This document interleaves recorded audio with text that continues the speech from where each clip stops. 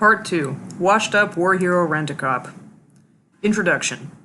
In January 1992, Timothy McVeigh returned to his hometown of Pendleton, New York, feeling, according to Stickney, like a failure who had been used as a pawn in George Bush's bullshit Gulf War. In Ham's evaluation, the period following his return home marked the next crucial stage of post-traumatic stress disorder, the atrophy of his mind and body. For Herbeck and Michelle, this began the most disappointing time in his life. Over the next 13 months, it would drive him into a deep depression. For Timothy McVeigh, the American dream was dead, buried in the sands of the Persian Gulf. When he decided to leave the Army, McVeigh incorrectly assumed his military training and status of war hero would expand his opportunities for well-paying, secure employment in the civilian world. Like many returning Gulf War veterans, he faced record-low national employment rates and hiring freezes. Reflective of the country's overall lackluster economy, the Buffalo-Niagara region was experiencing high unemployment rates, 6.9% in November 1991, and declining property values. Further, analysts anticipated the loss of 1.3 million defense industry jobs nationwide, a circumstance that led to calls for the grafting of defense jobs onto a new civilian economy. Only by the grace of his current Department of Defense security clearance status and New York State concealed pistol permit did McVeigh obtain a job picking up where he had left off, working for $5 an hour as an armed security guard, this time for Burns International Security. He also joined the New York State National Guard. Stickney attributed this to boredom. McVeigh simply had too much idle time. In keeping with his usual inconsistencies, McVeigh told multiple stories about signing up for the New York National Guard, his job duties there, the conditions, and the reasons he left. To Otto and Coyle, his original public defenders, as well as allegedly to Hammer, McVeigh claimed that when he was recruited into an undercover mission during the SFAS at Fort Bragg, he received orders to report to the New York National Guard. He told the Jones team that he joined to keep his rank of sergeant and his retirement benefits. To his biographers, he said the primary reason was to supplement his low-paying job at Burns. His security guard job at Burns initially entailed a stint as a night watchman at the Buffalo Zoo, and the occasional security and crowd control detail at the Niagara Falls Convention Center for events like World Wrestling Federation matches and monster truck rallies. However, only weeks after he began the job at Burns, his employers noticed signs of stress and anxiety, and sometimes McVeigh confused appropriate civilian versus military protocols when interacting with the public. His favorite assignment for Burns was the Buffalo Zoo.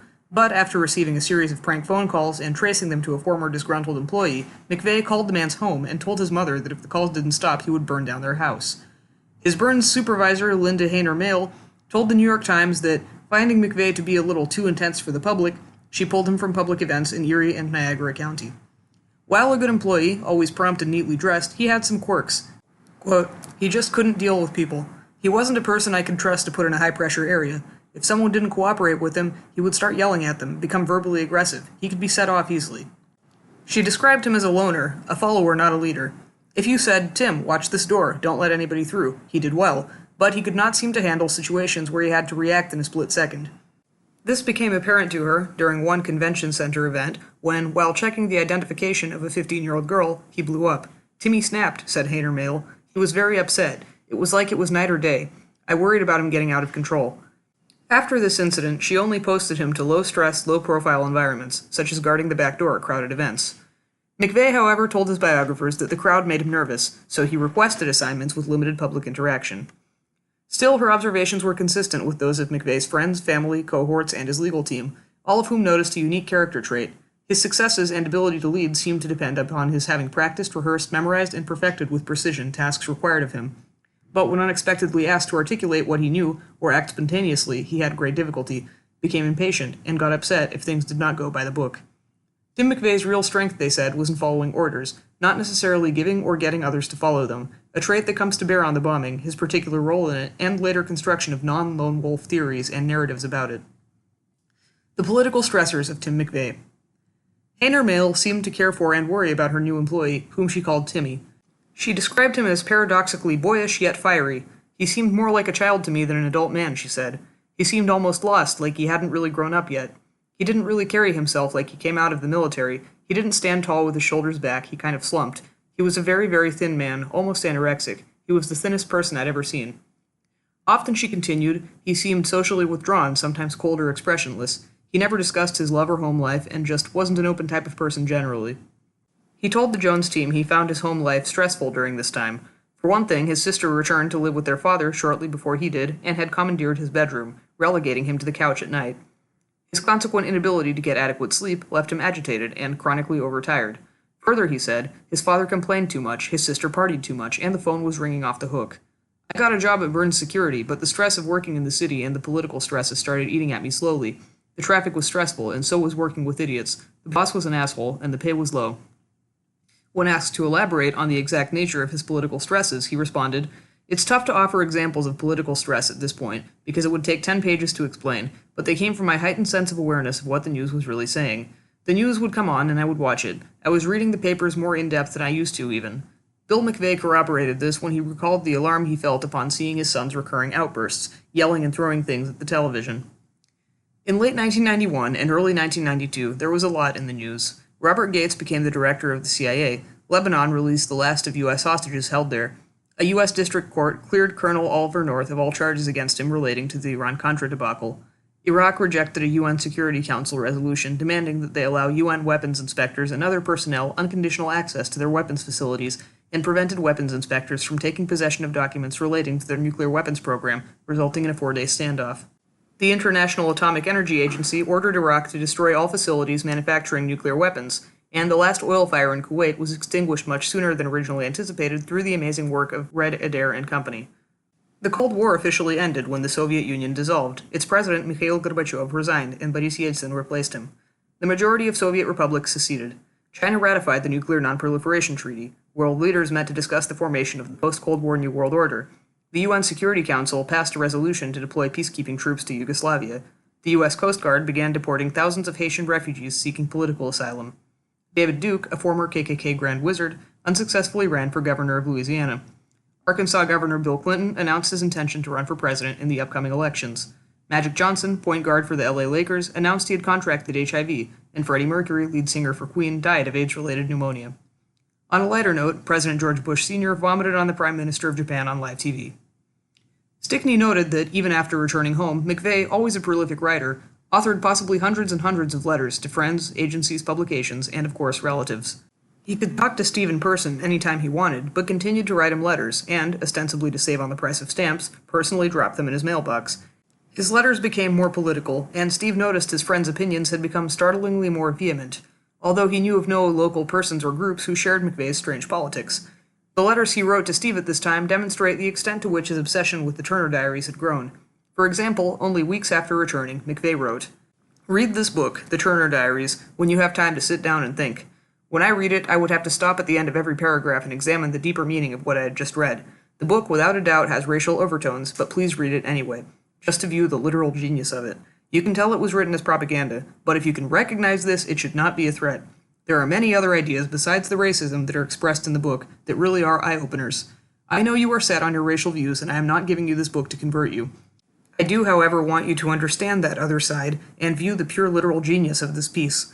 Again, this is accomplished not just by simply reading this, but in analyzing every sentence you've read.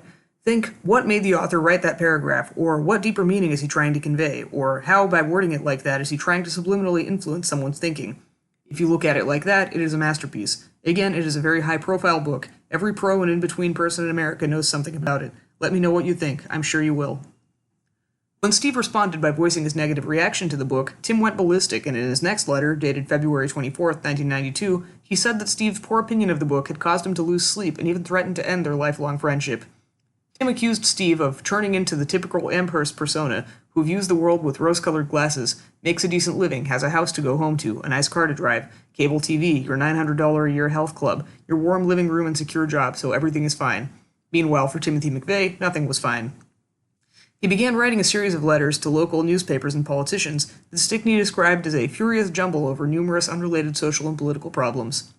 Stickney's employer, the Lockport Union Sun and Journal, published 2 of them. In the first, on February 11, 1992, McVeigh outlined his complaints about the world to which he had returned. These included rising crime rates, overcrowded prisons, increasing racism and taxes, all of which he said had reached cataclysmic levels with no end in sight. To McVeigh, nobody was seeing the big picture. Curiously employing a language of illness, he explained that laws passed by career politicians only dilute a problem for a while until the problem comes roaring back in a worsened form, much like a strain of bacteria will alter itself to defeat a known medication. To stem the ongoing avalanche of decay, he rather surprisingly suggested combining ideologies and adapting the communist idea of state-sponsored healthcare, and closed the letter by asking, "Is civil war imminent? Do we have to shed blood to reform the current system? I hope it doesn't come to that, but it might." In the second letter, published on March 10, 1992, he wrote that traditionally hunting animals for food was a means of survival. Hunters killed animals quickly with a clean, merciful shot, and then the animal dies in his own environment, quick and unexpected. Currently, however, people thoughtlessly purchase cellophane-wrapped meat at the grocery store, never questioning the process of how it got there in the first place. The breeding conditions of these animals, especially cattle, were cruel and deprived animals of their innate dignity.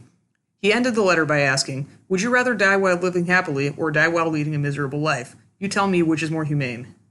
It was during this time, late winter of 1992, that McVeigh, never a hunter, drove out to a field near Attica Prison, and in an act he said surprised even himself and left him unsettled for days, pointed his gun at a woodchuck and, like the Iraqis in their trenches, aimed at its head and killed it. The majority of accounts written about McVeigh cite such letters as proof of his increasingly hostile and radical political leanings. For instance, Ham said, they, quote, offer a glimpse into the right-wing milieu as it existed prior to Ruby Ridge and Waco, and, not knowing the extent of McVeigh's medical odyssey, keenly observed that they also illustrated, quote, the disintegration of his mind and body, and his obsession with the atrophy of his body, as a correlate of the modern body politic and McVeigh's own private hell. The breakdown. Simply put, Timothy McVeigh snapped. To Herbeck and Michelle, he relayed the following story. One cold and snowy afternoon, about 3 months after his return to New York, he went to his grandfather Ed McVeigh's house. Upon greeting him at the door, Ed was startled to find his grandson standing there with no shoes, socks, or shirt, dressed only in sweatpants and in an apparent state of panic and despair. Tim refused to tell his grandfather the nature of his problem, saying only that he thought he was having a nervous breakdown and asked if he could take a nap. As he lay alone, he was overcome by dark thoughts. He considered killing himself, but soon fell into a deep sleep. Upon waking, he left his grandfather's house, and the two never spoke of the incident again, though Tim said he would forever regret not knowing how to explain his anxieties to his grandfather. Unknown to his biographers, in bits and pieces during the 2 years prior to the bombing, he had told a variation of this story to his sister Jennifer, who, shortly after her brother's arrest, related it to the FBI and the Jones team. According to Jennifer, Tim told her that his classified domestic intelligence mission disturbed him greatly, totally crashed his feelings about the government, shattered his dreams, left him completely disillusioned, and sent him into intense turmoil. His experience at the SFAS and subsequent contact with his handlers was a major turning point in his life. After leaving the Army, he attempted to move on and put the past behind him by ignoring and trying to forget about his secret assignment, but one day, a mysterious man unexpectedly arrived at the doorstep of his father's house, reminded him of his obligations, and warned that, if he failed to comply with his orders, he would face criminal charges. Her brother now believed he was being tracked down by the military, and feared for not only his own life but the safety of his family. The burden of what he knew continued to weigh on him, and became too great to bear alone. He just couldn't keep it bottled up inside, keep up the pretense that all was right with the world, live a normal life knowing what he now knew, or arrive at a solution for his dilemma, and considered suicide. Finally, in a panic, he drove to their grandfather's house, explained the situation, swore him to secrecy, and cried for hours.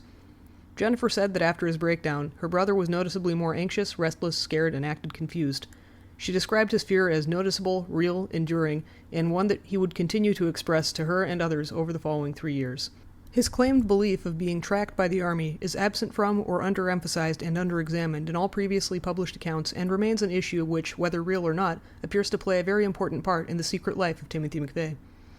As noted previously, in his account of his alleged conversations with McVeigh, death row inmate David Paul Hammer wrote that, while at the Special Forces tryout, McVeigh was recruited by the Major to work on Department of Defense Black Ops projects, so secret even the Secretary of Defense was unaware that the unit even existed. Although in Hammer's version, or the one McVeigh told him, he hadn't completely rejected the mission and was still on board.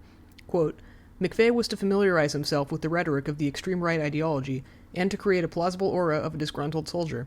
He was to await further instructions. As with all other assignments, McVeigh immersed himself completely. In December of 1991, McVeigh left the Army as an active duty soldier. He returned to his dad's home in upstate New York, where he took on the role of being just a civilian. No one ever knew of his sleeper agent status. Tim was anxious to hear from the Major and to proceed with whatever specific assignment that may lie ahead of him. A little R&R. Shortly after the incident at his grandfather's, McVeigh was promoted to a desk job as scheduling supervisor at the Burns Security HQ office. Here he met receptionist and personnel manager Andrea Augustine, with whom he developed his only enduring and close, yet platonic, relationship with a female other than his sister. Augustine found him to be a thoughtful, nice person she could rely on and confide in, and soon their friendship extended beyond work hours. Augustine described her impressions. He did really well as a security guard, so they brought him in the office to do scheduling.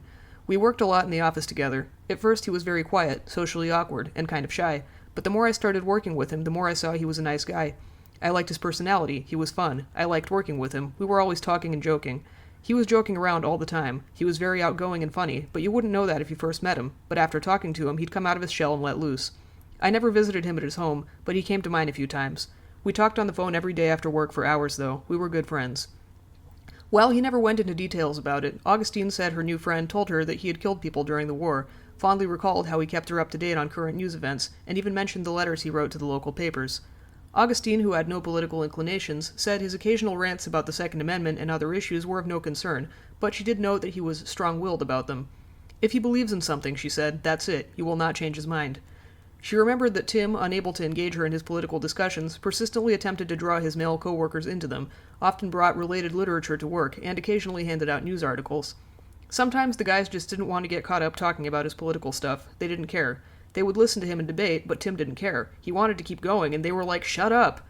Still, according to her, most of their co-workers considered McVeigh a good employee, who always did as instructed.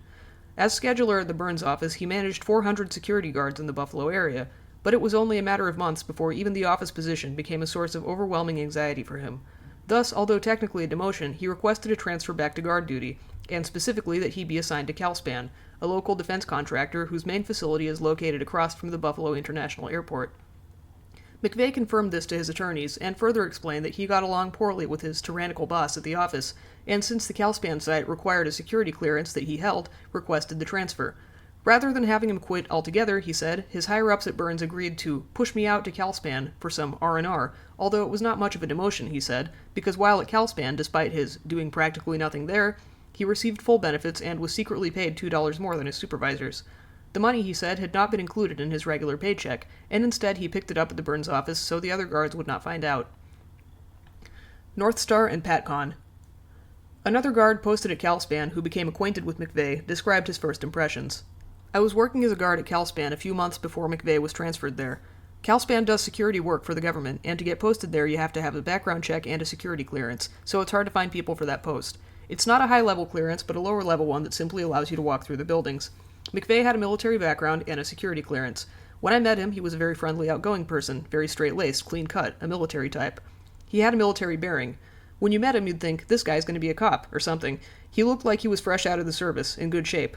He was really thin, though. I know from conversations we had that he was a veteran from the original Iraq conflict, but I didn't know that he was in the local National Guard. Sometimes the other guys who'd been in the military would talk to him about military stuff, and they'd bring in their medals and show each other. LeBron then described, or tried to describe, the type of work conducted at the facility he and McVeigh guarded. CalSpan had a couple different buildings around. It's a national company, and they have office and research centers in other parts of the country too. Mostly associated with, well, I won't say. They have other places they do work at too. You can find some stuff in the Buffalo News. If you want to ask them, CalSpan, you should, but I don't want to say much. I can only really talk freely about what's already been reported in the public media, but I can't really go any farther than that. Anything questionable, I have to stop. I can't talk about it. I don't want to get in trouble with the government. They do work on airplanes for the U.S. and foreign governments, NASA, as well as computer programming, car testing as far as car crashes, and baby seat safety, and basic stuff like that. I can tell you about that flight hangar because the public can see it. Herbeck and Michelle wrote that, from the moment he set foot on the CalSpan property, McVeigh was intrigued. Quote, at every opportunity, McVeigh asked CalSpan workers about their work, and when a directive came down instructing the night watchmen to steer clear of certain portions of the plant, McVeigh took it as a personal invitation to poke around. Unable to contain his curiosity, he prowled the wind and shock tunnels at night, looking in on the latest research. In one of the CalSpan buildings, McVeigh discovered that the federal government was renting out space for a secretive law enforcement project called Operation North Star. The project was housed in an ultra-secure area, with entry by special code. McVeigh had caught a glimpse of some paperwork that led him to believe that the U.S. military, federal marshals, and Drug Enforcement Administration agents were occupying the space. One night he noticed an oddly written memo on a desk. It read like an old-fashioned telegram with the word stop following each sentence of the message. It mentioned the possibility of a two-man submarine penetrating the rivers in the United States, but failed to say why. McVeigh wondered whether the government suspected drug dealers of using such subs in sophisticated smuggling operations. His guesses weren't far off. Years later, the government would confirm that it had operated a secret drug interdiction program from office space at CalSpan. LeBron said that, even after quitting the job and leaving upstate New York, McVeigh's interest in CalSpan continued. After McVeigh left Buffalo, he wrote me letters. In one, he said that while he was working at CalSpan as a guard, he found a document in an office of one floor of the building that was rented out to a government agency. He claimed the document stated that mini-submarines were bringing drugs into the country, and that, quote, dredging operations on the Mississippi River were to support the access of submarines into the United States of America. To me, it seemed more like fantasy than fact. He invited me to share anything I may come across related to this with him, which I didn't do. I did mention it to the FBI after his arrest, though he would ask about what was going on at Calspan, and I gave several responses and spoke in generalities. I suggested to him that if he really had any evidence of something, he should come forth with it. While it is unknown what McVeigh may have stumbled across in his rounds at the Calspan facility, it was here that, whether real solely in McVeigh's imagination or some combination thereof, the guilty agent story he told over the subsequent years grew, and where the roots of many later experimental wolf narratives told about him can be found. Hammer wrote that while McVeigh was still at the Special Forces/Black Op recruitment at Fort Bragg, the Major explained that the agenda for this secret unit was primarily domestic intelligence gathering and internal threat evaluations, with an emphasis on direct counteraction operations. In this story, McVeigh was then instructed to quit the Army, return to Buffalo, bone up on his right-wing rhetoric, and await further instruction. Interestingly, while not publicly known until many years later, during the time McVeigh worked at Calspan, it was indeed the staging ground for an undercover operation that involved his other employer, the National Guard, thus rendering some of the alternative stories told by McVeigh and later others, if not probable, at least more plausible and less irrational. The 1878 Posse Comitatus Act prohibited the U.S. military from enforcing civil law on U.S. soil without express authority from the President or Congress and or as needed to quell lawlessness, insurrection, and rebellion, restore government order, prevent loss of life and wanton destruction of property, and protect federal property and governmental operations. Statutory amendments allowed. This simply meant that, except under those circumstances, the military could not detain or arrest civilians. Unfortunately, Posse Comitatus has been popularly misunderstood as prohibiting the military from any role in civilian law enforcement under all circumstances, while, in truth, Posse Comitatus never applied to the use of the National Guard, which is conceived as a state military rather than a federal one. Indeed, throughout U.S. history, in so-called times of national emergency, both the National Guard and active duty troops have been called on to assist in civilian policing actions and have conducted domestic intelligence and counterintelligence operations. Throughout the 1980s, by the directives of Presidents Reagan and Bush and under the auspices of assisting the war on drugs, incremental exceptions or clarifications were made to Posse Comitatus that allowed the military to assist in civilian policing by providing equipment, personnel, facilities, and sharing intelligence with local, state, and federal law enforcement agencies. Reagan-Bush-era policies advanced the low-intensity conflict resolution model, the goal of which was the resolution of foreign and domestic conflicts by controlling targeted civilian populations by way of an integrated military and civilian police force, whose roles and methods would be interchangeable, i.e., police become more militarized and the military engages in civilian policing and domestic social control functions. The low-intensity conflict goal was further outlined and advanced in the 1989 Defense Authorization Act, or DAA, which defined the post-Cold War role of the military as one increasingly blended with civilian policing, justified by claims that the transport of illegal drugs over the border posed a direct threat to the sovereignty and security of the country. While the National Guard traditionally did not have as many restrictions as other branches of the military when it came to civilian policing, there were some, but in 1987, the National Defense Appropriations Act directed the National Guard to provide full cooperation with civilian law enforcement agencies conducting counter-drug operations. By 1989, some National Guard units were participating in searches and arrests, activities previously denied them. By 1992, such practices were commonplace. Note: the National Guard could already search vehicles, buildings, and private homes without a warrant, but the 1989 DAA removed any existing restrictions placed on the National Guard's ability to conduct civilian law enforcement activities. By 1997, the National Guard's domestic interdiction program was the largest in the Department of Defense. End note. Also, throughout the mid to late 1980s and early 1990s, significant and increasing numbers of American police departments received training from Special Operations military units and were closely involved with the Navy SEALs and Army Rangers. In 1989, under the authorization of the DAA, Secretary of Defense Dick Cheney initiated Operation Alliance, a Department of Defense-led effort based in Texas that, in coordination with federal, state, and local agencies, ostensibly attempted to facilitate a rapid response to the threat of illegal drugs, firearms, and other contraband from crossing the U.S.-Mexican border. Operation Alliance was an unprecedented program of police military security forces using advanced operations on urbanized terrain, or MOUNT, the very tactic the Army had trained McVeigh in during his trip to Germany, and employing the same methods he complained about after returning. In 1989, an Alliance spin-off was initiated, codenamed North Star, which focused on the U.S.-Canadian border. While Herbeck and Michelle make only brief mention of this operation and its staging at the Buffalo Calspan facility, they offer no further details, assumedly viewing it as irrelevant. According to a report issued by the National Center for State and Local Law Enforcement Training, North Star's specific purpose was to expand and enhance multi-agency operations and avoid unwarranted duplication and accidental interference between independent operations. Like Alliance, North Star utilized the equipment, personnel, and intelligence of and coordinated with several federal agencies, including the DoD, FBI, DEA, Border Patrol, Customs, U.S. Coast Guard, and New York National Guard. While North Star began as part of the counteroffensive in the war on drugs, it came to take on national security and counterterrorism functions as well. The primary group responsible for conducting Alliance/North Star operations was Joint Task Force 6, or JTF-6. JTF-6 operatives received training at the U.S. Army Special Operations Command at Fort Bragg, North Carolina, and were subsequently deployed in the domestic field. Of the over 4,000 soldiers involved in JTF-6 in 1992, only a small portion were active duty, including at least 50 members of the Special Forces, while the majority were culled from National Guard units. In fact, one of the main administrative functions of JTF-6 was the coordination of National Guard units. Among their duties, operatives provided intelligence analysis, armed reconnaissance, weapons, communications, and training to civilian law enforcement agencies, and participated in near real-world tactical exercises. Further, they provided equipment, transportation, reconnaissance, and imagery, and collected other types of intelligence data pertaining to individuals, businesses, and organized crime groups which are known to be or suspected of engaging in criminal activity. Data that was to be developed and analyzed, stored in DoD collection centers, and distributed only to military units. Beyond their supporting role, JTF-6 active and reserve duty soldiers were lent to civilian agencies for direct actions, long and short-term assignments to conduct surveillance and counterintelligence activities within elaborate nationwide sting operations. The role of the National Guard in the new total integration policy was significant, and Guard troops could perform arrests and needed no warrant to search private property, including homes and automobiles. Note: the 1989 DAA allotted $300 million to the Department of Defense, $40 million of which went to the National Guard. The 1991 DAA allotted $1.08 billion to the Department of Defense, $160 million of which went to the National Guard. According to Balco, by 1992, the National Guard assisted in 20,000 arrests, searched 120,000 automobiles, entered 1,200 private buildings without a search warrant, and entered private property without a warrant 6,500 times. By 1997, the National Guard was conducting 1,300 missions a day in connection with JTF-6. Endnote. In order to pursue the war on drugs, the Clinton administration continued to erode existing posse comitatus restrictions. The war model, or military model, of crime control led not only to an increased militarization of civilian police, now greatly assisted by the military and operating with a war mentality, but also further use of the military in civilian law enforcement, intelligence, and counterintelligence operations.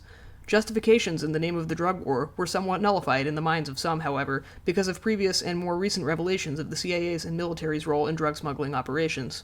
As McVeigh guarded North Star's regional headquarters at Calspan, his other employer at the time, the National Guard, was coordinating with another multi-agency task force as well, this one headed by the FBI, called PATCON, short for Patriot Conspiracy.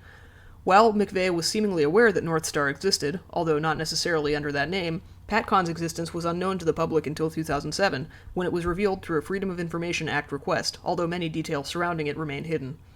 The forerunner of PATCON began during the mid to late 1980s when local, state, and federal law enforcement agencies became aware of and began investigations into the radical right-wing and white power movement, individuals, groups, and organizations. While less sophisticated racists engaged in brutal hate crimes against minorities, a faction of more calculating adherents who considered themselves part of an underground war against the system stayed out of sight and employed a variety of guerrilla tactics including bank robberies, counterfeit operations, weapons trafficking, and small-scale bombings, the most notorious of these being the Order. One of the largest organized white supremacist groups in existence at this time was the Aryan Nations. Individuals associated with the Idaho-based Aryan Nations, as well as Aryan Nation leadership, were directly linked to a number of violent criminal plots. Eventually, undercover FBI and ATF agents and the paid and unpaid informants they recruited penetrated most, if not all, known Aryan Nation chapters. But while these efforts resulted in some arrests and convictions during the late 1980s, the plots continued. By 1990, undercover federal informants and agents positioned within targeted groups began warning about the ongoing development of violent criminal conspiracies, now involving not only the white power movement, but also their allies in the burgeoning Patriot movement. Among the activities planned or executed were the theft and black market sale of automatic weapons, LAW rockets, night vision goggles, grenades, and other equipment from National Guard armories and other military bases. The FBI continued to gather information about these schemes, and in March 1991, FBI Assistant Director Larry Potts authorized PATCON, a national multi-agency domestic anti-terrorism initiative meant to disrupt these plots and bring criminal charges against the conspirators. In January 1992, a PATCON informant revealed to the FBI the ambitious plans of one of the targeted groups, the Texas Reserve Militia, or TRM, to ambush a National Guard convoy during an annual training exercise. The TRM, believing that the Guard conducted these simulations with unloaded weapons, planned to interrupt the annual exercise and steal the weapons. The FBI passed this information to the Guard and directed its field offices to maintain coordination with the Department of Defense. An FBI teletype dated February 4, 1992, written by Assistant Director Larry Potts to the Commanding General of the Army's Criminal Investigative Division, alerted him to the existence of a number of items stolen from military bases that had been found in locations throughout the country, including gas masks and other assorted items, such as bombs and a number of bomb-making components. Note, the February 1992 teletype included the disclaimer that the above information is unsubstantiated and has not been corroborated. Assorted items mentioned in the teletype that had been discovered during one PatCon investigation in Birmingham, Alabama during July and September 1991 included ammonium nitrate, fuel oil, dynamite, blasting caps, smokeless powder with homemade light bulb initiators, and nails. After this, the stated justifications and objectives of PatCon shifted, and its allotted budget, manpower, reach, and authorized tactics expanded. Dreaming in the Appalachians. While the extent to which McVeigh had direct or indirect knowledge of ongoing domestic security operations involving his two employers is unknown, within 6 months he would find himself in the middle of PatCon's investigatory hub. Before this, though, shortly after his assignment to Calspan, McVeigh made a series of curious decisions. Herbeck and Michelle observed that, in late May of 1992, McVeigh ended the one relationship in his life that had given him glory and satisfaction. He resigned from the Army Reserve Unit in Tonawanda, 3 months ahead of its deactivation date. He cited employment conflict as his reason for leaving. In addition to his office job as a scheduler at Burns, he often worked long hours of overtime as a guard. Something had to give, and cutting his connection to the United States government seemed like a good place to start. Stickney in his account noted that Tim would spend 5 months and a day in the Guard's employ. The Guard may be the only place in his whole life where Tim didn't leave much of an impression. Just about everywhere else he would travel in his entire 27 years, there are people who remember him in some odd way, something he said or did. For some reason, the Guard is the only place where, with a few notable exceptions, he would be remembered pretty much by name, a uniform tag, and time of employment only. While several men stationed at the same armory could not remember him at all, he left a faint trace of an impression on a few of them. A clerk at the New York National Guard Armory reported to the FBI that he first met McVeigh during a 2-day weekend drill, and that McVeigh ended up working in the same office, also as a clerk. An NYNG sergeant in charge of the Combat Supply Company told the FBI he had limited contact with McVeigh, but remembered he was part of a 23-man anti-tank missile platoon. NYNG Staff Sergeant Thomas Kasmerchak told the Buffalo News that McVeigh was always good and punctual, and was the leader of an anti-tank missile squad while there. Captain Daniel Crow told the FBI McVeigh had an attendance problem, and although he had a 2-year commitment to the Guard, because of an excess of segments there and based on his combat record, he had received an honorable discharge after 6 months. Note, Captain Crow issued and signed his NYNG ID on February 4, 1992, which had an expiration date of April 11, 1995. His actual obligation to the Guard was to end on May 26, 1996. One member of the National Guard interviewed by the FBI said McVeigh told him that during the war, after he shot at the Iraqis, a large number of them surrendered, and further described tank battles he had seen during which Iraqi tanks blew up Allied ones. He also said he met McVeigh after the Gulf War during a 2-day weekend drill in a U.S. Army Reserve unit in Tonawanda, New York. The FBI neglected to ask or note when this was. During their conversations, the men continued, McVeigh seemed to favor the Americans' role in the Gulf War and did not express distaste for the government. Characteristically, the reasons McVeigh gave his friends and family for leaving the Guard also varied. To his aunt, he said the unit had been disbanded and that he was being transferred to a mechanized reserve unit operating out of nearby Genesee Valley. One secretary at Calspan and her husband both told the FBI that they had heard McVeigh had been kicked out of the Guard. To friend and co-worker Andrea Augustine, he said he left because his NYNG commitment conflicted with his heavy workload at Burns. Given the existence of PatCon and North Star at this time, their objectives and relation to the National Guard, McVeigh's statements to his sister and his first attorneys are curiously noteworthy. As outlined previously, McVeigh told Jennifer that during the SFAS at Fort Bragg, he was informed that his covert assignment entailed acting as a military consultant working hand-in-hand with civilian police agencies in the U.S. Further, within days of his arrest, he told public defenders Otto and Coyle he was recruited by the government while serving a 4 to 5 month period in the National Guard, and tasked with neo-Nazis and other problem troops. In December 1995, when a Jones team investigator asked McVeigh how long he had been in the National Guard, his job description, and the reasons he left, McVeigh became clearly annoyed.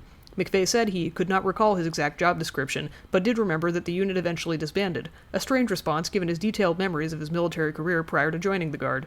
When he demanded to know why the investigator was so interested in his NYNG stint, the investigator told him that Otto and Coyle had informed the Jones team about his earlier claims. McVeigh's severe reaction was noted in an internal defense memo. Mr. McVeigh immediately became angry and yelled out several curse words directed at his first attorney. I immediately asked Mr. McVeigh if there was any truth to those statements, and Mr. McVeigh replied that parts of it were true and other parts were untrue. Although McVeigh soon settled down when the investigator tried to discuss the matter again, he said that it was all pure bullshit, and then waved his hands in a gesture to let me know that he no longer wanted to talk about the subject. Although he had earlier told the Jones team that his job at Calspan was easy and demanded practically nothing from him, during a separate interview in September 1995, he said his NYNG obligations were too much for him. I quickly found out I couldn't handle even one weekend a month. It was all fucked up. In yet another conversation, he told them a very different and somewhat strange story about his decision to leave the Guard. During the spring of 1992, he said, he began to feel very frustrated, and to channel his anxieties joined a volleyball league, but quit after he almost beat up a line judge. He then joined a floor hockey league, but quit because he was out of shape. On one of his days off work, he drove to the Appalachian Mountains, and when he got there, lay on the ground, fell asleep, and had some very intense dreams for about 30 minutes. Upon waking, he decided to quit the NYNG. To the Jones team, this was yet another example of the numerous, ever-changing and inconsistent stories McVeigh told about his life prior to the bombing. Still, members of the Jones team wondered if there was any truth to the story he told his sister and public defenders, so they increased their efforts at obtaining complete military records. In the process, they learned of McVeigh's own efforts to do so earlier. In early April 1992, McVeigh requested a complete set of his military records, including, among other things, a list of service-related medals, awards, commendations, and his medical files. Then, on May 1, 1992, he wrote the letter to the NYNG requesting an early discharge, citing as his reason a recent promotion at my full-time place of employment that conflicted with his NYNG obligations.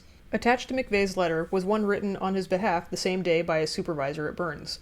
To whom it may concern, this communication is being sent to confirm that Timothy J. McVeigh, an employee of Burns International Security, has recently been promoted to a supervisory position. This position requires that he be on call after normal business hours, Monday through Friday, as well as all day and night on weekends. Should he receive a call, the supervisor must be available to head immediately into work. Such calls are unfortunately all too common in the security industry.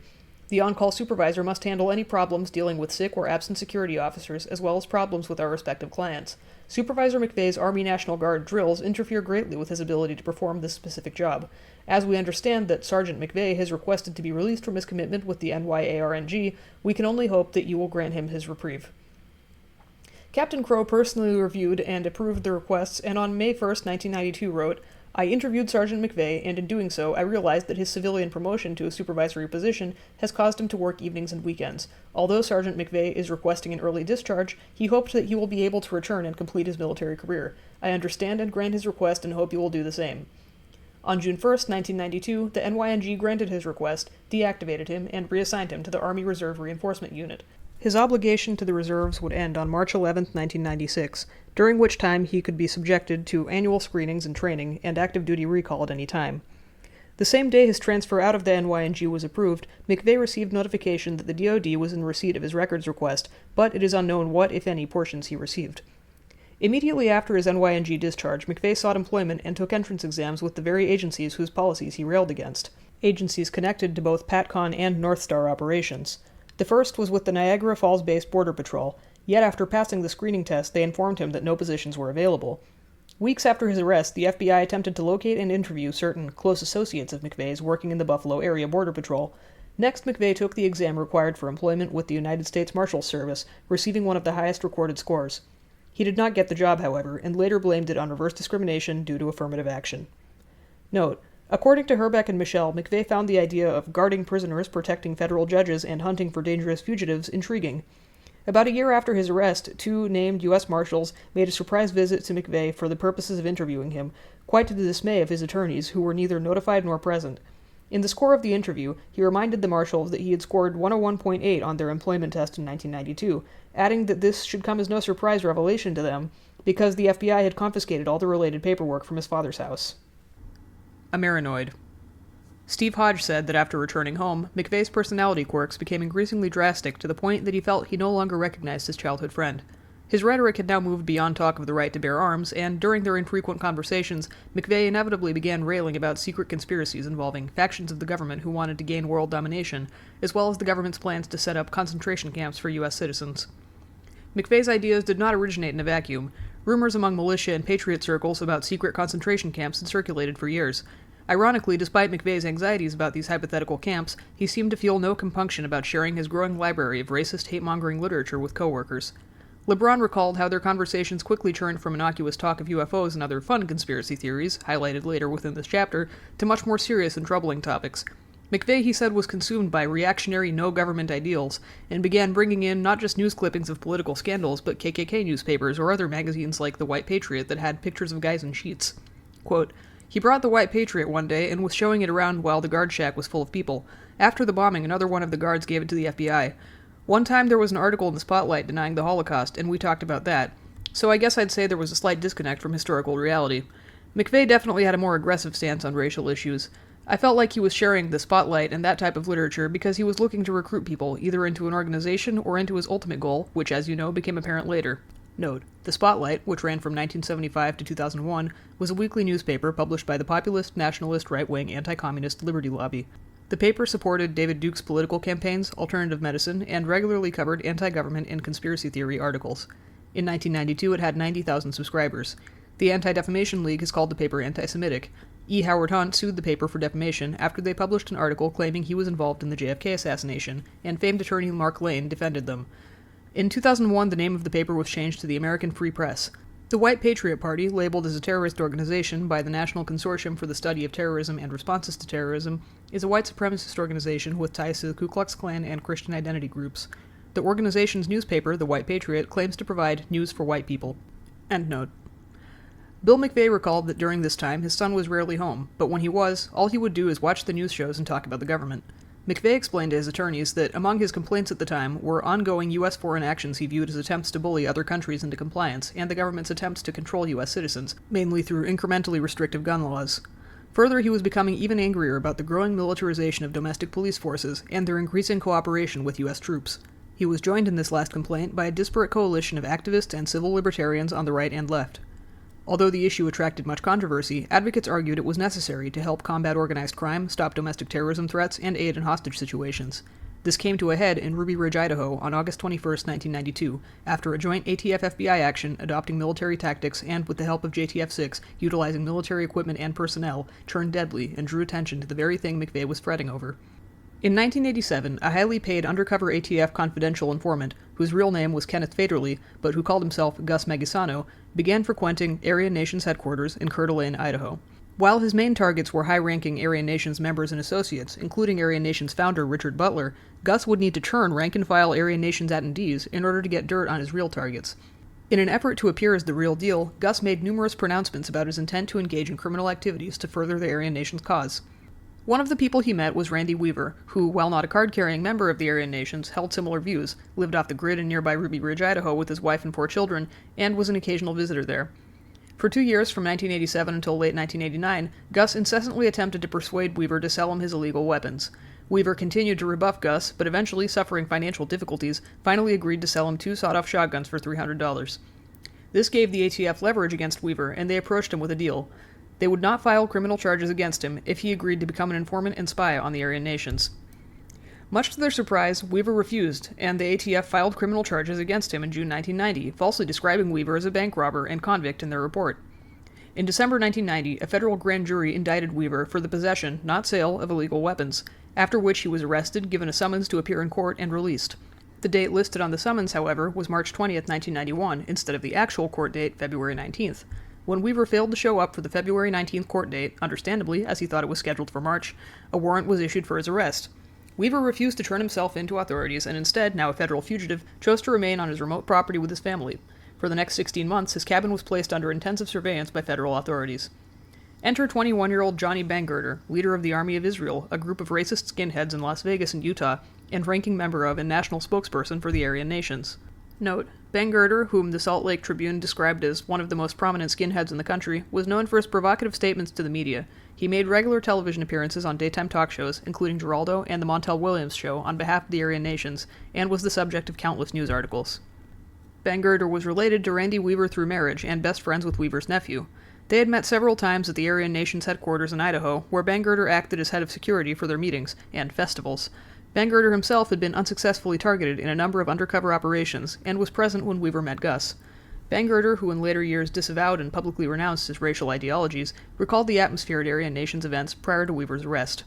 Quote, "It was well known that at any Aryan Nation event, in a crowd of 300 people, there'd be at least 30 undercover federal agents in attendance to monitor us, and another third of the crowd were informants. Another handful were sent by watchdog groups such as the Southern Poverty Law Center to infiltrate us. It was rampant, just like cops at a Grateful Dead show trying to sell people LSD. It was just a big mess. We were young kids, fresh at Aryan Nations. We were instructed by the head of security there not to engage in crimes or even talk about illegal actions, to document everything you did that way, If somebody does try to frame you or implicate you in a crime, you have your story straight and will be protected by your alibi. Ironically, it turned out later that the head of security at Aryan Nations himself, the guy who taught us this stuff, had himself been an informant. In time, I rose through the ranks at Aryan Nations and became one of the primary people responsible for implementing security measures there, and I took this job to heart. We weren't so much trying to prevent the anti-Klan protesters from getting in the compound, or the SPLC's subversions and attempts to get information. My instructions, directly handed down from Richard Butler, were to monitor events at Aryan Nations, spot, weed out, and warn other entities about suspected or confirmed federal agents, informants, and provocateurs, and prevent them from getting caught up in the sting operations the ATF and FBI were conducting. We quickly came to learn firsthand the tactics used in a sting operation. It was always the same thing. They would come up to you and say nigger this or Jew that, talk about automatic weapons and suggest you join them in criminal actions, sometimes violent criminal actions like leveling a courthouse or killing a judge. We knew those kinds of conversations were entrapment and conspiracy, and we would tell people, if someone comes up to you and starts talking like that, please don't engage them in conversation.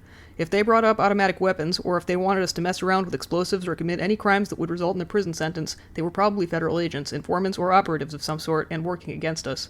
It was a dead giveaway. That's just not how we talked. That's how they thought we talked. That's how they wanted us to talk. And that's how Gus talked, and I just knew in my gut that he was ATF when I met him, and he just kept saying things that in my mind confirmed my suspicions.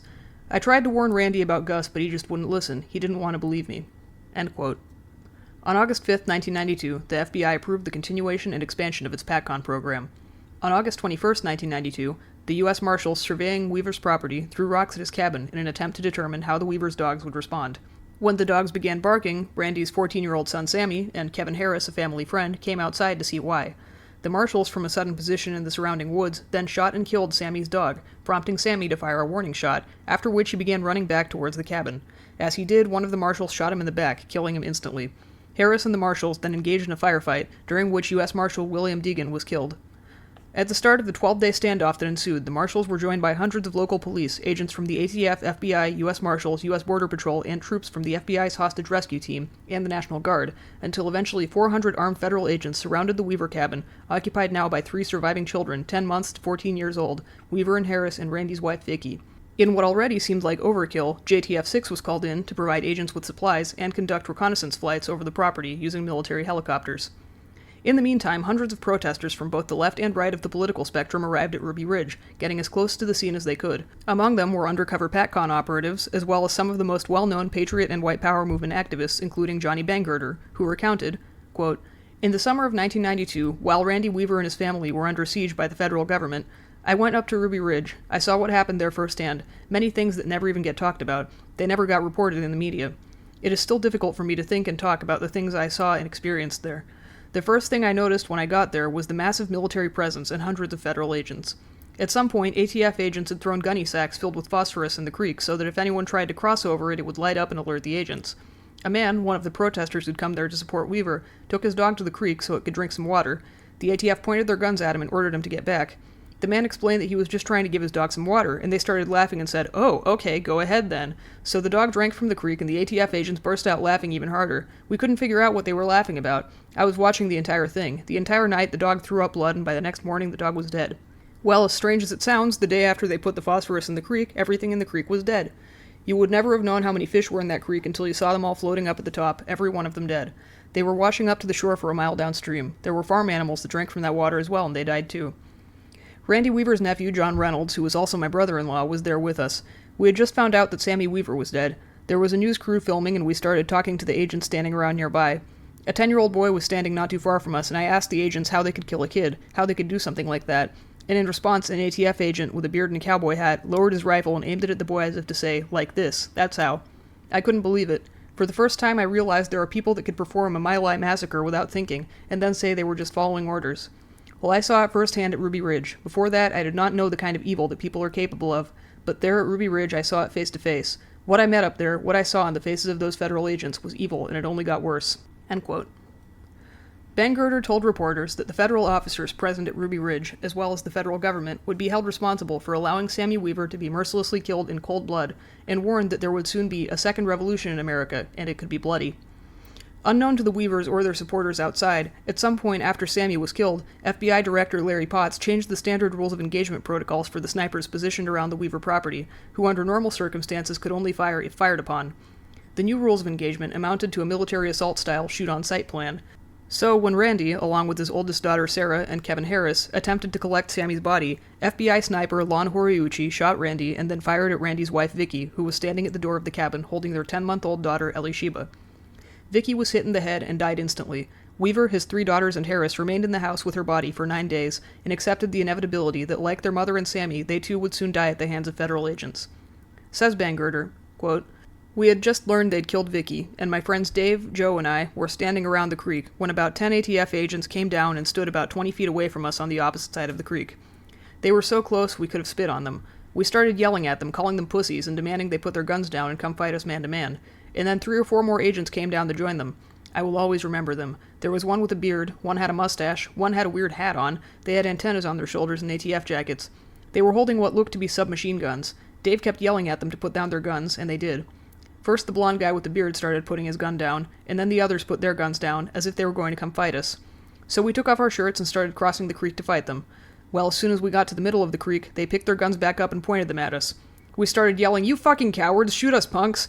But at the same time we started backing up because we knew. We thought we were going to get shot to death right there in the middle of the river. These were real guns, and there was a dead kid and his dead mother up on that mountain, and we were actually dealing with these people. We knew they were murderers, and they wouldn't hesitate to kill us too. I could feel it happening. I could feel the bullets going through my chest, and I could feel my heart bleeding. I knew I was dead. I remember kissing my children goodbye in my head, and we backed up. I had to change my tactics. That was real blood spilled up there. Those were real people. I had to go into some weird mode after that. I was basically begging and pleading with them, but they had no compassion. None." End quote. Patriot Movement leader Bo Gritz, along with a female assistant, was given permission to go up to the cabin to help clean Vicky's blood off the floor and convince Randy to surrender. While they were there, Randy and his daughter Sarah hid a 3-page letter in a tampon and gave it to them. Bangerter said, "The letter was very detailed. It said something like, first they shot the dog, then they shot Sam, then they shot Vicky. They just laid out in great detail everything that had occurred, things we didn't know about yet, things that are still not widely known. It was horrifying. Afterwards we were convinced that Randy and everybody up at the cabin with him would be murdered." Gritz, convinced of the same, asked Bangerter to write a letter to Randy Weaver and plead with him to surrender. Bangerter agreed, and in his letter urged Randy to come down from the cabin with his daughters, so they could tell the world what had happened to them. He assured Randy that the battle would be fought in court. Weaver listened, and along with his daughters and Kevin Harris, surrendered, bringing the standoff to an end. Note: Johnny Bangerter would come to be involved in the OKC bombing saga in a remarkable way. His entire life story is amazing. Unless I had verified it through a number of news reports, conversations with other individuals, and records within the Jones collection, I would have found it unbelievable. What happened at Ruby Ridge only confirmed growing suspicions of many on both the left and right that the U.S. was becoming a police state. Among the radical right, for both the racially minded white power movement and the non-racially minded patriot movement, it was seen as proof that the government was waging war on its own citizens using so-called low-intensity conflict tactics. After Ruby Ridge, alliances between these formerly disparate elements of the extreme right were further solidified as the common enemy of both, the federal government, had shown the lengths it would go to suppress dissent. The collective mood of patriots and racialists, which had been approaching a boiling point, was now fully ignited, and their rhetoric of revolution escalated. In October 1992, a mock trial was held at a patriot meeting in Estes Park, Colorado, where FBI sniper Lon Horiuchi was indicted, and a death warrant issued for him. Many commentators cite the Estes Park meeting as the birth of the militia movement. Likewise, federal operations targeting far-right radicals also intensified immediately after Ruby Ridge. Hundreds of recently released but highly redacted FBI PATCON reports warn of the possibility that the deaths at Ruby Ridge would be violently avenged, and emphasize the urgent need to expand both the budget and the scope of the domestic counterterrorism program to determine the validity of the threat, but also to prevent further working alliances from forming among different radical right-wing groups. And indeed, PATCON's budget skyrocketed, and the scope of its mission expanded greatly, both geographically and tactically. Footnote: according to newly released PATCON documents, after Ruby Ridge, PATCON's budget expanded by $186,746.19. PATCON operatives were instructed to rent safe houses for surveillance or other operational needs. Equipment used included CCTV, pen register phone taps, and Nagra body recorders. Locations of PATCON operations included, but were not limited to, Texas, Alabama, Colorado, California, Idaho, Tennessee, Utah, Ohio, Kentucky, Maryland, etc. End footnote. PATCON assets and operatives received specific instructions to beef up their operations. Undercover agents and informants posing as ideologically committed revolutionaries within neo-Nazi, patriot, and now militia groups, while expending their infiltration and sting efforts, sometimes contriving bizarre plots to do so. Bangerter described how his life changed after Ruby Ridge as the mood and actions of those within his movement escalated, along with the almost absurd methods used to neutralize post-Ruby Ridge radicalism. Quote, What happened at Ruby Ridge consumed my life so much. It was all I thought about. I would wake up in the middle of the night thinking about how I wanted to take on government and get revenge. I would have a couple beers, call the office of Utah Senator Orrin Hatch, and shoot my mouth off. In the end, they were like, "This guy's easy. Let's try to get him to bite." I became so paranoid and brushed up against so many sting operations, I just wanted it to go away. It was like a scene out of the most horrible nightmare you can imagine. One agent tried to get our brother and I to get on a plane under fictitious names and fly to San Diego, drive and pick up 500 M1 Grand Rifles to take them to the mine in Las Vegas, where 300 Las Vegas skinheads, who were supposed to rally there, would then use the guns to take the city of Vegas hostage and demand the release of the order from prison. These were the kind of stings that were proposed. The white power movement was so heavily infiltrated with phonies, wannabes, and federal agents, as well as from people that, from what I came to know, wouldn't have had a problem killing a little kid. There really were the Buford Furrow types who were willing to go down and shoot up a school of Jewish children. End quote. It is possible that Timothy McVeigh, who monitored the news carefully for developments in the ongoing Ruby Ridge debacle and its murderous conclusion, first heard of Johnny Bangirder around this time. No matter when or how McVeigh first heard of him, McVeigh would not forget the loquacious skinhead with the fiery rhetoric. Note: in the years following the Ruby Ridge incident, a remarkably strange series of events came to entwine Bangirder with Pat Conn, McVeigh, and the OKC bombing plot investigations, explored in my follow-up book, Redacted. By most accounts, including his own, Ruby Ridge reinforced and fed McVeigh's existing fears, anxieties, and suspicions, leading to a distinct intensification of his ideological expressions. His already alarming rhetoric became even more aggressive. If he had attempted to hide his racism and anti-Semitism in the Army, his efforts at concealment ended after Ruby Ridge, one more incident indicative of the growing pattern of government tyranny seemingly prophesied in the Turner Diaries. Stuart Wright wrote that the events at Ruby Ridge and later Waco, as well as ongoing military-style raids against gun owners and the passage of federal gun restrictions, became for McVeigh part of a single conspiracy leading to inevitable outcome. Bill McVeigh began to believe that his son held radical beliefs and, given his mounting resistance to authority and seeming inability to take orders, feared Timmy would eventually run into big trouble. Throughout the summer of 1992, he began to isolate himself, took up gambling, and moved from his father's house to an apartment in Buffalo. He later would explain his move to his attorneys by saying that he was still unable to get any sleep at his father's house. The phone rang constantly with calls for his sister, from bookies, and from his employers at Burns. Thus, McVeigh chose not to have a phone installed in his new place, much to the consternation of his father, who now had to field callers attempting to locate his son. The Burns office gave him a pager to carry. According to Bill McVeigh, his son moved out of the house in an attempt to sequester himself from the IRS, to whom he refused to pay taxes, and from the Army, who called the house frequently. Apparently, McVeigh had received an overpayment notification from the Army informing him that Uncle Sam wanted his money back, but McVeigh refused to comply with these demands. The phone calls, said Bill, caused his son to become irate. The letters McVeigh continued to drop in Steve's mailbox illustrate the thoughts that consumed him during the Weaver standoff and after its deadly conclusion. Among McVeigh's cornucopia of complaints, Buffalo's new mandatory recycling policy was enforceable by imprisonment, workplace sexual harassment policies that made it impossible for him to talk to women, his view that Rush Limbaugh was simply too liberal, and his discovery that shortwave radio shows were being jammed by a government that does not like its message. In one letter, he demanded that Steve stop calling his father's house looking for him, and then went on to discuss Jews and faggots, announce his disbelief in the Holocaust, and berate his old friend for his liberal political views. He urged Steve to read 1984 and warned of an impending Brave New World wherein Big Brother would force the races to mix and imprison those who held subversive ideologies. Quote, "You don't realize it, but you've been brainwashed to lock out all facts as soon as you hear the word Jew. Let's talk about the Holocaust. 6 million Jews are insisted to have been executed. Okay, yes, Jews were executed, just like the current ethnic cleansing in Yugoslavia, but, and you're being programmed to think, he's an anti-Semite, I will not listen anymore. But reason it out. 6 million? What is the current population of NYC? Do you see what I'm getting at? Where the hell could 6 million Jews appear from to be executed? Has there ever been a name-by-name accounting? Oh no, to demand that would be racist. I call it researching history, to confirm its authenticity. But you instantly believe it. You are a liberal socialist, and you must understand this is why we will never see eye to eye. Our basic fundamental principles are like yin and yang. Childhood friends, yes, but as adults we've established our own worldly views, and that's natural, although I consider your actual views as unnatural. I love and hold precious personal freedom, while you embrace more government control in our lives. Read again 1984 and Brave New World, and think about it. Investigate or question any part of history, but as soon as you investigate the Holocaust, you must be a racist. By this method of implying guilt, they succeed in covering up a fabricated tale of history as truth. Am I anti-Catholic if I wish to launch a search for Noah's Ark? No. I'm trying to express my ideas, but I can't seem to word it right. People are, even today, put in jail for expressing opposing historical views of the Holocaust. Yes, in jail. Political prisoners." End quote. A secretary at CalSpan later told the FBI that McVeigh was a strange individual with radical political views. She always had a feeling that he would wind up in trouble, and said that she had even expressed her worries to other employees at the CalSpan facility. His workplace banter, when it bordered on the advocacy of illegal and violent actions, had perked the ears of other coworkers, including Carl LeBron. In early September 1992, weeks after the Weaver deaths, McVeigh put in his 2 weeks' notice and announced his plans to leave New York State by the end of the year. LeBron then made the fortuitous decision to surreptitiously record their bizarre conversations. Describing his reasons for doing so, LeBron said, quote, "After Ruby Ridge, he began talking about how easy it would be to steal stuff from military bases. I didn't think he'd end up like Randy Weaver, though, sitting on a mountain with the government coming after him. I didn't really think he'd act aggressively. Once I made fun of an article about a guy who was living in a bunker in his basement, and he got all angry because I couldn't understand it, and he couldn't articulate why he had views to support that person. When McVeigh started talking about the Holocaust issue, and even more so when he talked about the military base issue and how easy it could be to steal stuff from them, I thought I might get him on tape saying that. I didn't feel any immediate danger from him, it's just that the things he was saying were just worrisome. I took it upon myself to record him, solely on my initiative based on the conversations we were having. I never went to anyone at Burns. No one from CalSpan ever approached me and said, 'What's going on with Tim?' or anything like that. No one else had any concern. He was a veteran. He had medals. I didn't even talk about it with anyone.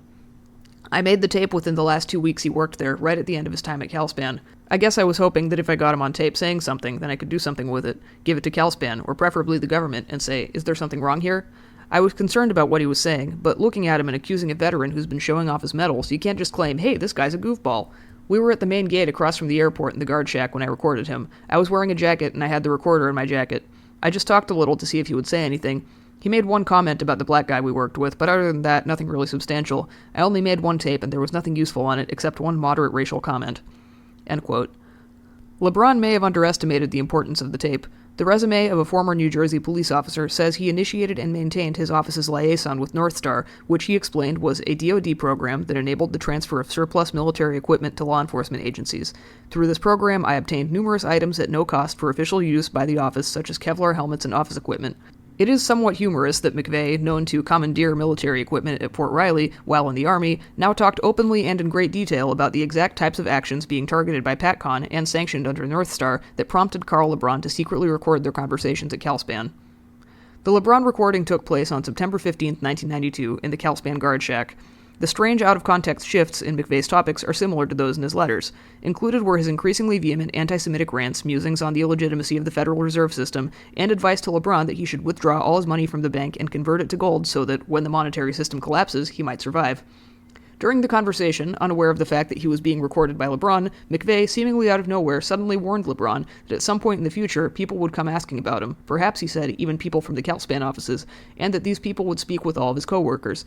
McVeigh then told LeBron he would soon be leaving for Michigan, where he had a mail drop he checked every so often, because that's the only way they can trace me. I've dropped out of the system. McVeigh did not explain why CalSpan or anyone else other than his family would care if he vanished. Shortly after LeBron made the recording, McVeigh left New York. The reasons he gave for this decision varied, depending on who he gave them to and when.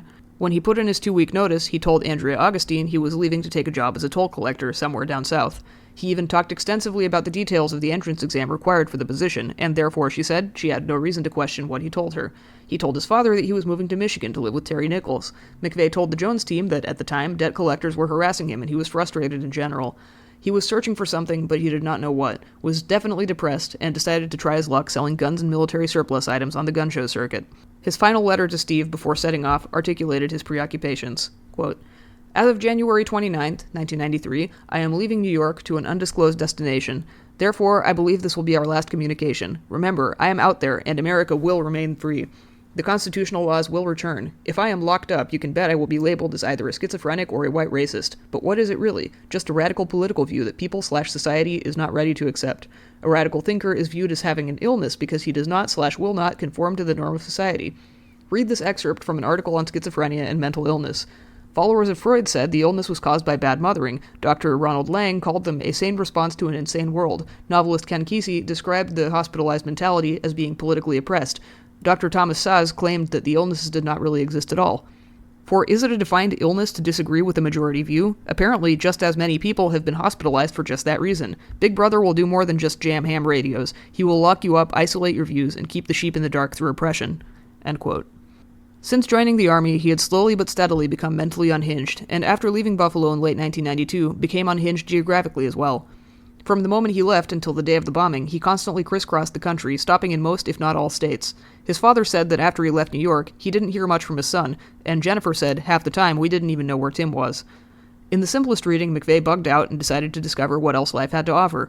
Stickney wrote that when he decided to leave Buffalo, McVeigh may well have made the worst decision in his entire life. He would re-enter the circus of losers, the hate-filled group of people in Michigan, Kansas, and in Arizona who would aid in his progressive mental disintegration. By the time he left for the land of the fools, McVeigh's Amerinoid status was set in stone. Here, McVeigh's conspiracy to bomb the Murrah building, while perhaps not fully formed, was emerging, and, nurtured on the ideological and material sustenance acquired throughout his travels, continued to grow.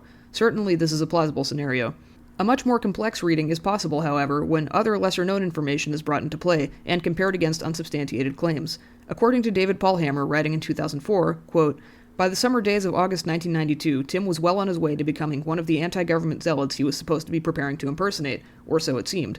Depending upon which version one believes, he was for real or he was acting. To me, he wavered in his position when recounting his reaction to the August 21st, 1992 raid by federal agents on the Ruby Ridge, Idaho cabin of Randy Weaver. He did say that it was during the siege at Ruby Ridge that he received the call he had been waiting for. The major, in a brief exchange, directed him to a meeting at Niagara Falls, New York, set for the following day. The meeting was short and to the point. According to the major, the Ruby Ridge fiasco was a real clusterfuck for federal law enforcement, and that the militia movement would use the deaths of a woman and child as a rallying call to all like-minded Americans. Tim was told to heed that call. He was given a secure telephone number where messages could be left for the major. Tim's mission was simple. He was to become a spy. In the words of the major, the survivalist and militia malcontents can destroy this country. It is up to you to prevent that from happening." Over the next few months, Tim continued with his indoctrination into a right-wing anti-government agenda. He cultivated sources by mail and telephone. He used his material on family, co-workers, and all who would listen. No one was more concerned over these changes in Tim than his dad. In mid-January 1993, McVeigh received a telephone call at his dad's house. The major informed him to wrap up his affairs and prepare for months in the field. He was provided with an address in New Jersey where he needed to be by a certain date. End quote. Unknown to Hammer, according to Jones' team and FBI documents, McVeigh left a trail to this effect in addition to his disaffected loner persona. In a rather cryptic letter to a former cohort and roommate, he wrote that while he was still working at Burns, he would be leaving Buffalo soon and would be gone for a while, as he was going to be doing some missions. He told a CalSpan secretary that he was going to work for the Pentagon. He told LeBron he'd gotten a promotion and was going to work with military vehicles down south, but was cagey about where exactly he was going. Andrea Augustine said that when he told her he was leaving, she begged him to stay, but he kept saying, "You don't understand, I really have to go."